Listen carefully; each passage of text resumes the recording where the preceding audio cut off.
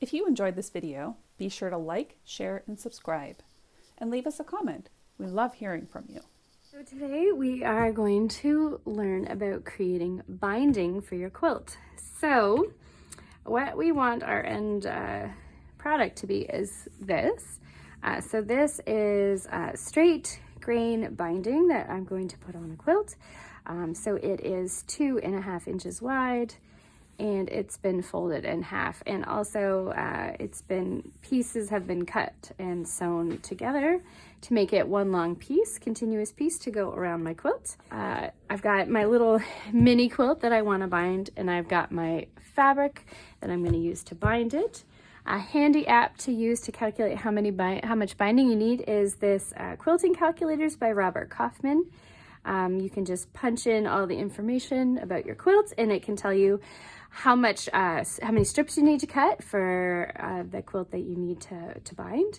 And so I need 3 strips, and I'm just using some scraps that I have. So they look kind of wonky, but we are going to cut 3 strips from this, hopefully.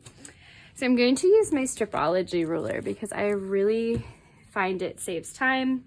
It makes it very accurate cuts, and yeah, so. I like to cut my binding at 2.5 inches wide. Some people like to do 2.25. I prefer 2.5. I like to have a thicker binding. So that's what I'm going to cut today. So to cut with a Stripology ruler, I have my fabric width. So this is just one piece, the width of the fabric. So I'm going to fold it so it's nice and straight. Like I said, I'm using some scraps, so it looks a little wonky, but I'm just lining the selvages up there, and then I'm going to fold it in half again so it will fit in my ruler. And there we go. So I've got the first piece. I'm going to cut from this way. And then I'm going to line up my Stripology ruler. I need to make sure I get it nice and lined up here. And I just line up the bottom of that fabric right here. So it looks like I'll probably only get 1 strip out of this one. So I'm gonna cut there, and I'm gonna cut at the 2.5 mark. So there, oh, it didn't quite go through. So there I have 1 with the fabric strip at 2.5 inches. So I've got the other one already folded. We'll see how many I can get out of this.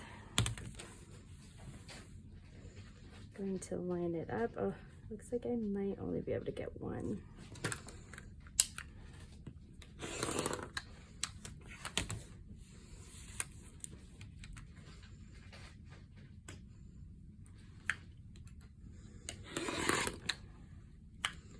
And 5.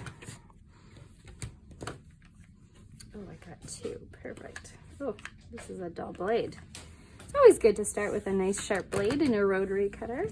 Okay, so I've got 2 with the fabric strips there, and I've got my 3 total. So now what I'm going to do is lay it out.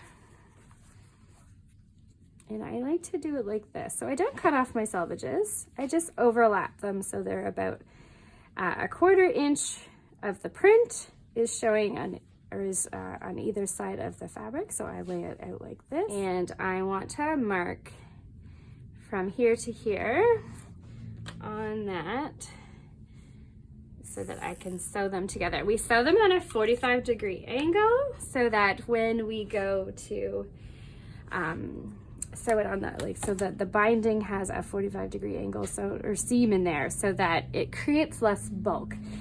If you have a straight seam going like this, all of that bulk from the seam is in the same spot on the front and the back of the quilt. But if you have a 45-degree seam here, each spot on the quilt only has 1 seam instead of seam all the way around. You will have just a seam on the front, and then a little ways down you'll have the seam on the back. So that's why you do a 45-degree angle there. So I just pin it in place, and I'm going to prepare the next one as well. So I just make sure that my binding's not twisted and I have it face up. And then this one's gonna go face down. Now I don't measure this, I just kind of eyeball it because oh, and I need it face down. And there we go. I'm going to mark it.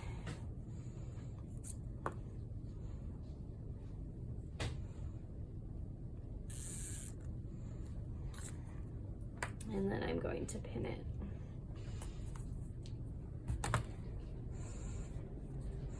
There. So if I had more strips, I would just continue doing this until I have them all pinned together. And yeah, so now it's ready to take to the machine. So now we're going to sew the binding together. So I've got it pinned and marked. So I'm gonna take it to the machine. I'm going to line it up. So you're gonna sew from the edge to this edge, so corner to corner. And so you definitely wanna use a smaller stitch length. I like to use 2 for my binding.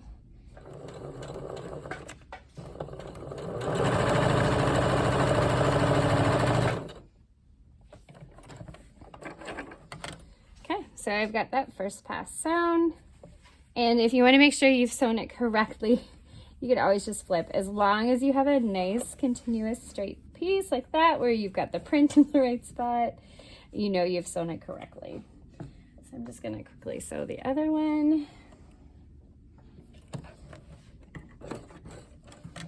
And there we go. My 3 pieces are joined together. So now we are going to take it to the cutting board and we are going to trim this at 1/4 inch. And then we're going to press it open, and then we will be pressing this in half. So I'm not going to show you where you the trimming part, but you just line up your ruler on this line and you trim 1/4 inch away with a seam allowance that way. Okay, so I have trimmed the seam allowance on my binding, so you can see it's 1/4 inch past my stitch line. So now I'm going to press this open. So I just use my fingers to start, and then I just use my iron, hold it there for a minute, and I have a nicely pressed seam. I'm gonna do that with the other one.